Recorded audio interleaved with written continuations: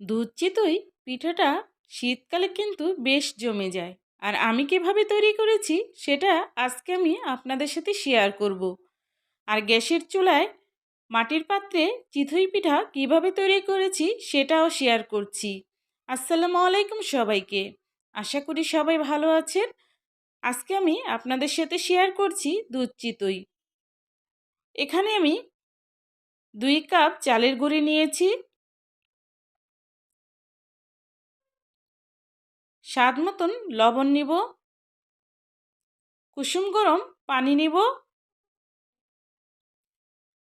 কুসুম গরম পানি দিয়ে খামিরটা করলে পিঠাটা কিন্তু অনেক ভালো হয়। তো আমি একটু একটু করে পানি নিব।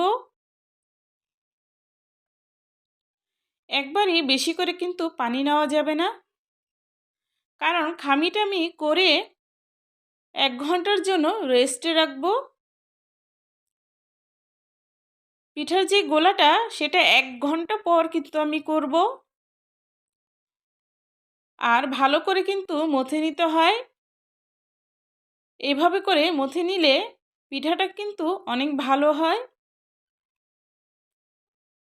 আমি যেভাবে করছি এভাবে করলে গ্যাসের চুলায় কিন্তু পিঠা অনেক সুন্দর হয়। খেজুরের গুড় নিয়েছি পিঠার যে শিরা আছে সেটা তৈরি করার জন্য। আর আমি এখানে খেজুরের গুড় আমার যতটুকু লাগবে ততটুকুই নিচ্ছি। গুড়টাও ছিল অনেক ভালো।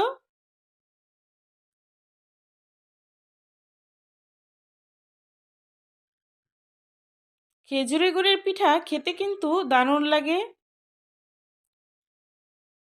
তো আমি যতটুকু আমার প্রয়োজন ছিল ততটুকুই নিয়েছি।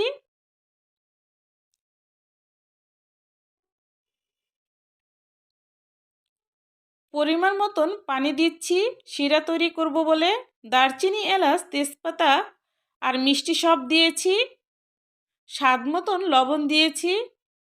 শিরাটা আমি চুলার একপাশে জাল দিতে থাকবো।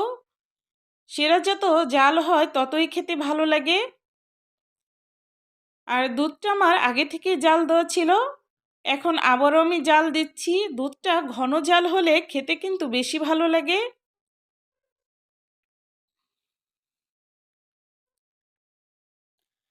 দুধের স্বাদটা পিঠাতে থাকলে আমার কাছে বেশি ভালো লাগে।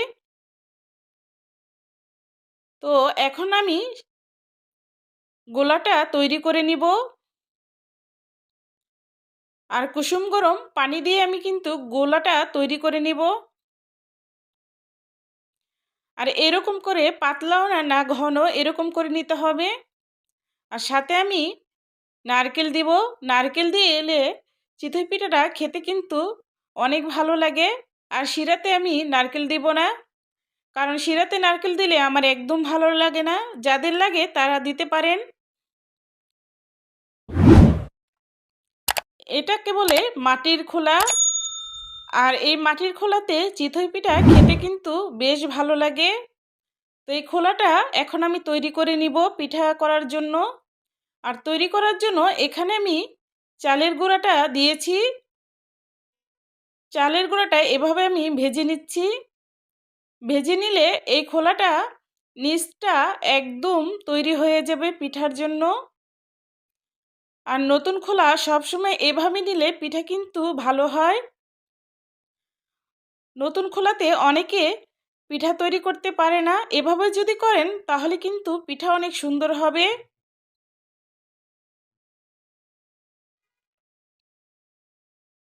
তো আমার মাকে দেখতাম সব সময় মাটির খোলাতে পিঠা তৈরি করতে। আর মাটির খোলার পিঠা আমার কাছে অনেক ভালো লাগে। অনেকে বলে গ্যাসের চুলায় নাকি মাটির খোলা দিয়ে পিঠা তৈরি হয় না, কিন্তু আমার কাছে অনেক ভালো লাগে। আপনারা চাইলে গ্যাসের চুলায় এভাবে খোলা তৈরি করে নিতে পারেন আর পিঠা তৈরি করতে পারেন। তো পিঠাগুলো আমি এক এক করে সব বানিয়ে নিব।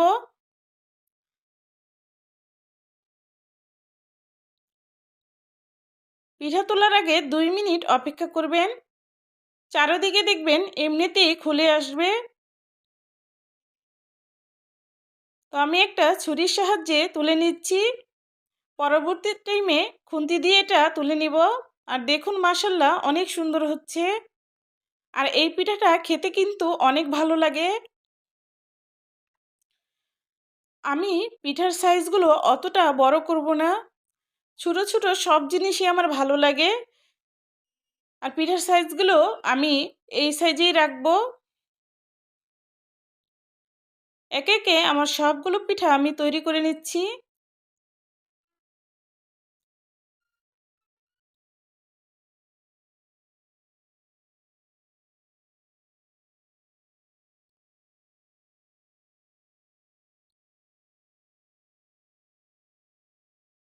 সবগুলো পিঠা আমার তৈরি হয়ে গেছে।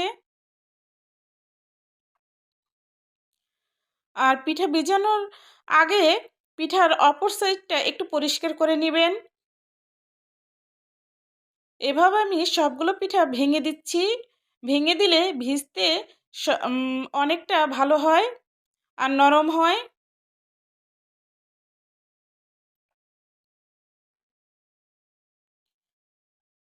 জাল দেওয়া শিরাটা আমি দিয়ে দিচ্ছি।